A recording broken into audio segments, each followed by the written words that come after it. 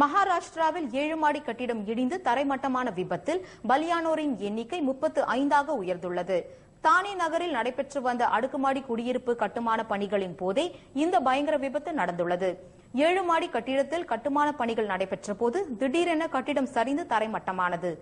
இடிபாடுகளில் சிக்கி பணியில் இறந்த தொழிலாளர்கள் மற்றும் அந்த கட்டிடத்தின் முதல் 4 மாடிகளில் தங்கியிருந்த தொழிலாளர்களின் குடும்பத்தினர் உள்பட 35 பேர் பரிதாபமாக உயிரிழந்தனர். 60 பேர் படுகாயம் அடைந்தனர். 3 வினாடிகளில் கட்டிடம் முழுவதும் சீட்டுக்கட்டு போல் சரிந்து விழுந்ததாக விபத்தை நேரில் பார்த்தவர்கள் கூறியுள்ளனர். ये इलाका बोलेंगे तो सिलफाड़ा लगता है और लक्की कंपाउंड और 3 से 4 सेकंड के अंदर गिरी है बिल्डिंग. 3 सेकंड बहुत मुश्किल से 3 सेकंड लगा है गिरने में. एकदम मतलब ऐसा थोड़ा हिला और एक साथ बैठा.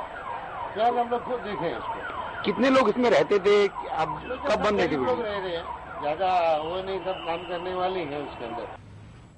விபத்து குறித்து தகவல் அறிந்ததும் தானே பேரிடர் மீட்பு குழுவினர், தீயணைப்பு வீரர்கள் மற்றும் போலீசார் சம்பவ இடம் வந்து மீட்பு பணியில் ஈடுபட்டனர். காயமடைந்தவர்கள் மீட்கப்பட்டு அருகில் உள்ள அரசு மற்றும் தனியார் மருத்துவமனைகளில் சேர்க்கப்பட்டனர். ये तो अभी टेक्निकल लोग बताएंगे, लेकिन ये लगता है कि कमजोर बिल्डिंग थी और अभी ताजी बनी हुई थी. अभी 29 लोगों की अभी तक रिपोर्टेडली उनकी लाइफ लॉस हुआ है और करीब 60 से ज्यादा लोग रेस्क्यू किए गए हैं. जो इंजर्ड हैं, कुछ लोग इंजर्ड हैं, कुछ में कुछ बच्चे हैं, कुछ औरतें.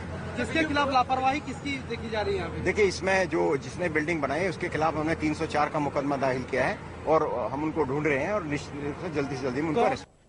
தொடர்ந்து மீட்பு பணிகள் நடந்து வருகின்றன. மேலும் பலர் இடிபாடுகளில் சிக்கியிருப்பதால் உயிர் பலி அதிகரிக்கும் என தெரிகிறது.